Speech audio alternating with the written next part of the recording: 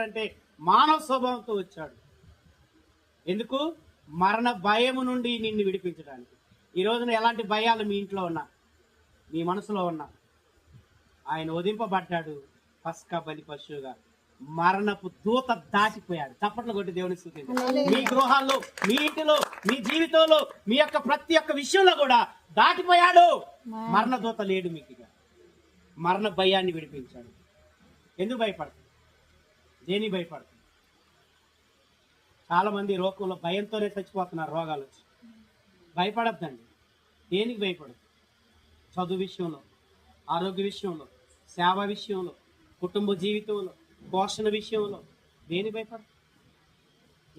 సమాజంలో ఎందుకు భయపడుతున్నావు? దేవుడు నీకు తోడు ఉన్నాడు చూడు. దేవుడు నీ పక్షాన ఉన్నాడు చూడు.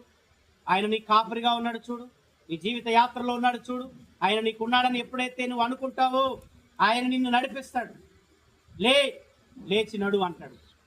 ఒక్క క్షణం నువ్వు ఆ మాట విని లేచి నువ్వు నడిస్తే నీకు కొండంత బలం నీతో ఉంటాడు. నీకున్న మరణ భయాన్ని తీసివేశాడు. నీ కొరకు బోధించు.